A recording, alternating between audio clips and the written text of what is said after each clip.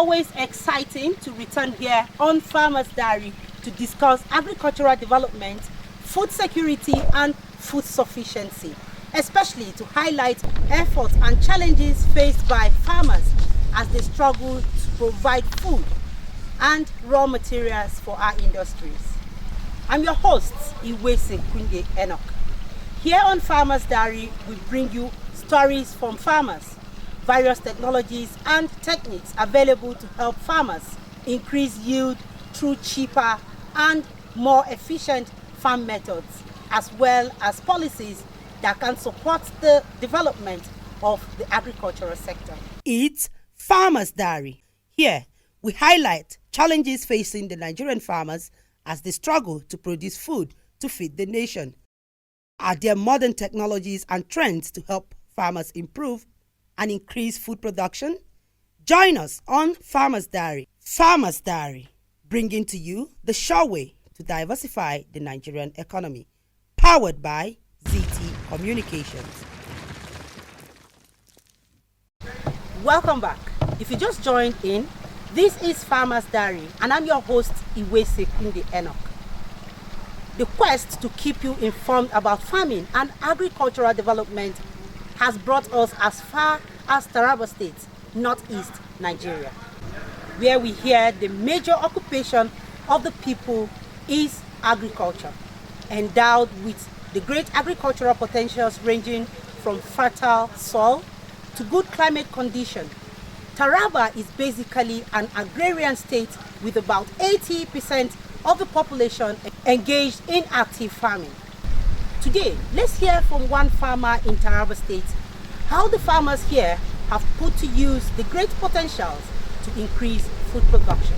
It is a fact. Taraba has greater potentials in agriculture. When you look at the 16 local governments in Taraba State, you find out that 80 to 85% of the total population in Taraba State are agrarian people. The preoccupation is farming. And if you divide this local government according to their potentials, if you take them one by one, for instance, if you take Mambla Plateau is a home for animal husbandry, this cattle rearing, tea, and other temperate product that you can think about. We have all the climate in the world. You can find it in Taraba State. The takum, usa, and kurmi, cocoa, and palm tree can do very well, more than any other state in the country. So if you start to look at this local government according to their potential, you find out that there is no any potential that is left that cannot be harnessed in Taraba State. When you come to rice farming, almost 2/3 of the local government in the state are rice producers, particularly Karin Lamido, Lau, Gassel, Bali, Ardokola, part of Jalingo, Wukari, Ibi, Donga. All these are rice producing local government. And if you look at Zing, Yoro, the potential there is yam and groundnut. So you find out that we have enormous potential in Taraba State to the extent that our potential can sustain the economy, not only the economy of the state, but it can augment the economy of the country. So Taraba State is no doubt a gift, a nature gift to the nation, and that we want to harness all this potential and move the state forward and the country. There are so many commodity associations that are accessing facilities from this CBN and Koboros program. And it is through these commodity associations that the farmers are trying to tap the potential of the state by getting themselves organized into a cooperative group, into a cluster, and accessing this input then cultivating either maize, rice, soya beans, or groundnut. But the process is gradually picking up because many of the farmers up to now, they don't even have the BVN, talk less of accessing the facilities. And the facilities cannot be accessed unless and until you have your bank verification number. And that is the process that we are working on it, and many of them are coming on board to access the facilities. By accessing the facilities means they are about to exploit the potentials available within their various local governments. We insist that our various commodity associations should keep records of what we have produced, and it is easier from the local market, village market, and the trans route, interstate trans route. We'll be able to know how many tons of rice we're able to move out, and how many tons are being circulated within the state, within the local market. So data has been our problem, but I want to tell you that tonnage, so many tons, thousands of tons of rice paddy are being moved out of Taraba State to other states. In fact, I'm saying it without any regret that all the rice you are seeing in the far north, in Kano, in Kebbi, in Sokoto, in Kaduna, in Jigawa, they are Taraba rice. And some of the rice you can see in the southeast and south-south, all this rice comes from Taraba State.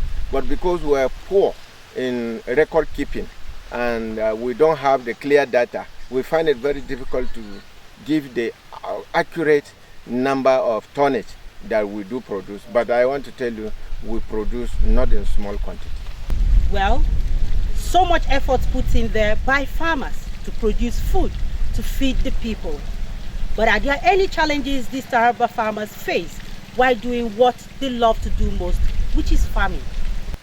Security has been the greatest challenges of rice farmers and other farmers in Taraba State. We are aware the country is facing serious challenges in terms of security, but the security that I'm talking about is the security that stops farmers from going to farm. Once you stop farmers from going to farm, you are telling them that you will die, because it is when farmers produce that the nation feeds. But where farmers cannot go to farm and work on their farm, cultivate, then harvest, we will not get what to eat. So security is one of the challenges. The other challenges is the seed. Seed is another problem, particularly for the rice farmers in Taraba State. The greater part of Taraba State, the greater part of River Benue, cut across Taraba State. And most of these farms are located on the River Benue Basin. And the basin used to be overflooded by water. So the normal 44 seeds that are being given to the farmers cannot be grown on such kind of farmlands because it will be submerged by water. And when it is submerged, that farmer loses everything. So they normally lack seed that can sustain the flooding and will help them to recover from whatever they have spent on the farm. So seed has been our problem. The third is the input. The input is not sufficient. Not sufficient in the sense that if you are giving input to farmers for a particular season, that input has to be ready 2-3 months before the season sets in. But in most cases, you find out that the farmer will start and the input is not available. If there is any delay in the application of either the pesticide, the herbicide, or the fertilizer, it affects the yield of that crop that the farmer is cultivating. And once the yield is down, the farmer is already down. By next year, you will be searching for him. You know where to be found because he has already lost everything he has. So the other issue is about the data that I'm talking about, the record I'm talking about. Most of these farmers, they don't keep record of their expenses, what they spend on the farm. They don't keep record of it. And they don't know how much they spend they hardly know their profit margin. And that's why many of the farmers are running a very failed businesses. And that is why you find out that year in, year out, there is no any tremendous progress on the farm. So data and record keeping is very, very important, and it is a great challenge. The other one is the infrastructure, the road, the rural road, where this farmer can evacuate their farm produce to the nearby market. There is no road. The feeder road is not there. You find out that a farmer will cultivate, like somebody in Karilamido, he will cultivate a rice, very good rice, but before he gets a good market for it, he has to spend not less than 1,200 per bag before he evacuates it to the main road. And this affects their profit margin too, and it affects their ability to expand.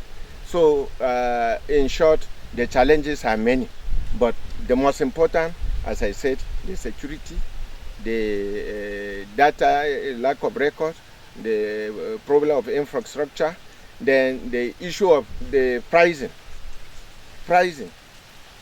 because there are middlemen that after a farmer may have harvested his crop, they will come and buy it at lower rates. And the farmer has nowhere to go because there is nothing, the government don't care about price control. And they allow the market through the forces of demand and supply, assuming that it is really a capitalist economy, which is not true. Some people are taking advantage of that, suppressing the farmers, taking advantage of the farmer has nowhere to go, buy his product at cheaper rates, keep it for some months, then sell it at an exorbitant price, more than what the farmer can even get. So these are some of the challenges that we're facing. So far as I'm concerned, now there are no any policy.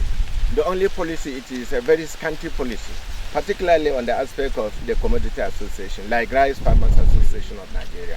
There is a policy that you as a rice farmer, if you produce your rice, there is a peg price. There is a price agreed on by the CBN and the refund, and the Rice Farmers Association, the processors, they will agree on a specific price of the bag of paddy. And that is not enough because it only concerns those farmers that were enrolled on the Anchor Borrowers program. What of those farmers that were not included into the Anchor Borrowers program and they have cultivated their rice? Where do they have that benefit to get a value of their product? So it is scanty. What we are saying, government should look at floor and ceiling. Look at floor and ceiling, taking in consideration the cost of productions, the cost of input and other challenges. Then with the little profit margin a farmer is supposed to get as a result of his farming activities, once there is something that he can get, it will sustain him and it will keep him on the farm. But where the break even cannot even be attained, you find out that in not short time you will not even see him on the farm again. You see him trying to go for other trade that cannot give him anything. So these are the challenges we are having. National security can never be achieved without food security. So let there be adequate security arrangements so that the farmers can have ample of their time to work on their farm, take care of their crop, harvest and sell it and get the value of their labor. The other one is for the government to support the farmers truly by giving them this input on time. If the farmers can get this input on time, there is going to be no limit for their capacity expansion. The third one is the rural infrastructure. As I said, a farmer that has a farm in a very remote area find it difficult to evacuate his product. Once there is an access road that he can evacuate his product from his farm to the nearby market, that will also keep him on the farm and he will expand his capacity. Then the last is the extension service workers. Let the people that can move around educating these farmers on the best practice in terms of seeding, in terms of harvest, in terms of storage. So if a farmer don't have knowledge about all these things, he may end up doing everything perfect, but at the end, the storage will be a problem. The storage will be a problem in the sense that he don't know the type of the herbicide, the pesticide, the insecticide that he will apply to store his farm produce. So this reduces the farmer to near zero, because at the end you find out that all that he has cultivated, harvested and stored, the thing get damaged by pest or insect. So the service extension services should be encouraged. Then last, there should be a harmonious relationship between all the coordinating bodies in the agricultural sector, because if there is no coordination, there is bound to be a miscommunication, and this miscommunication gives wrong signal to the farmers. For instance, the meteorological department that is concerned with the weather and the seasonal weather, they do give their own warning that this crop and this crop has to be planted earlier or lately, or the rain is going to be short or is going to be much. So these farmers needed this information to be able to position themselves in case there is uncertainty that will come. But where the information is not going to the farmers directly, it leads to a serious problem. If you look at the map, the climatic map of Taraba State, you find out that all the climatic conditions that can be found in the whole world is here in Taraba State. Let's start with Karin Lamido. Karin Lamido borders Gombe State. Gombe State borders Yobe State. Yobe State borders Borno State. So there is desert encroachment. There is desert encroachment from Borno to Yobe, Yobe to Gombe. Then the encroachment has started reaching Taraba State. You find out that we have a savanna vegetation. Then if you talk about Gini vegetation, part of Taraba State border Plateau and Benue. And you find out that the vegetation in Plateau and Benue are Gini vegetation. Then if you talk about the temperate climate, the only Europe in Africa is Mambla Plateau. You find out that if you go to Mambla Plateau, you assume as if you are in Frankfurt. You assume as if you are in one of these European countries, because of what? Their climatic condition. We have that similar climate in Taraba State. So that climate goes with the various type of crops that are being cultivated on each of the climate. For instance, the Mambla tea. It is only on Mambla tea, Mambla Plateau, that you can see tea being grown just like Amaratus, because of what? The climate. If you cut your finger in Taraba State and you put it inside Taraba soil, it will germinate. You don't need to go to any doctor. It will naturally germinate, because we have everything in our soil that gives us everything that we plant. There is nothing that you cannot plant in Taraba State and harvest it. There is nothing, unless if you don't want to do it. So we have a very special land, a special soil, and we have body of waters, and we have anything you can think of. And that's why I say the potential of Taraba State is a sum total of potential in Nigeria. The political will is our greatest challenge. Our leaders are not doing the needful. For instance, if the 16 local government area in Taraba State, you can only pick 10 out of this local government and plant 5 million stands of palm tree. Taraba State government don't need to go to Abuja for federation account. How much is the jerrycans of palm oil now? The jerrycans of palm oil is 10 times jerrycans of the petrol that we are killing ourselves with it. So it is a matter of political will. You are talking about rice. Taraba can feed the whole of this nation. We don't need to even apologize to any state in this country. If we can write our names, Taraba rice, on each paddy, in each table, in each household in Nigeria, you would be eating Taraba rice at the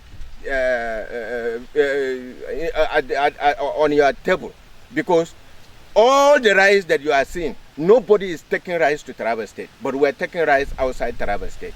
All the rice that are being produced in this country, 60 to 70% are from Taraba State. And there you go again. The same challenges farmers face nearly world over. But even at that, they still provide the food we eat. Did you also see the trending quote online a few days ago? What am I even saying? When it's our duty to bring to your notice a quote which tries to describe the work of a farmer.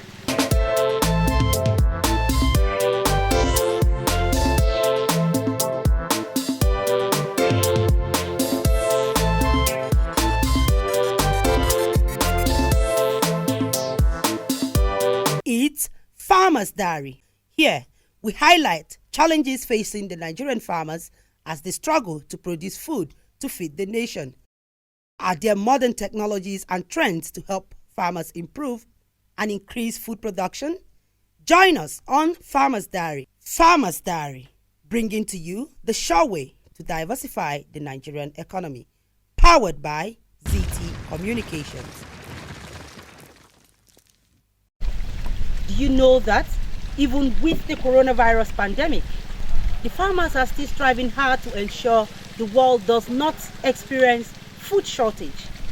Ironically, this farm site we have visited today in Jalingo, the Taraba State capital, is nicknamed Isolation Center.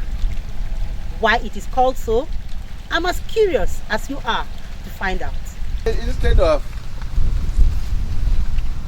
locking myself in the house, a way of stopping the spreading of the pandemic, I thought it is more wise to isolate myself on the farm. Then I target palm house again, because the whole of this place you can see palm tree. I have 1,000 stand of palm tree on this plot, and the palm tree is an agri. I decided to do mixed cropping. There are 11 variety of crop on this farm. As you can see here, 11. As I'm standing here, I will name almost 6 here. You can see this is cassava. This is maize. This is sugarcane. This is okra. This is palm tree. This is moringa. So many to mention. So it is a very special farm, and I invite visitors to come and pay a visit. Not only to pay a visit, but as they go back to their various locations, they should emulate them and isolate themselves. And that will help, because mere isolation cannot stop hunger. The pandemic cannot kill us, but hunger will kill us. So that is the reason why I put the name of this place an isolation center. At least something good has come out of these very scary times we are in now. The isolation center, where more food production has been going on as we obey the stay-at-home directives. And you know, from the experience on this isolation center farm, you too can start something, no matter how small.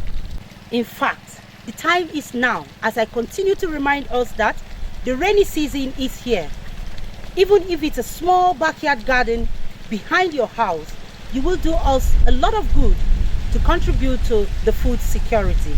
Who would have thought of an isolation center where so much food is being produced at this time where the coronavirus pandemic is currently ravaging the entire world?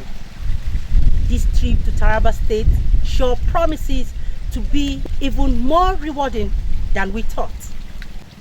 Do remember to subscribe to our online platforms to get notified as the updates hit the timeline. I'm Iwese Kunde Enoch. Let's halt it here today. But do remember, like I always say, do agri, because it pays.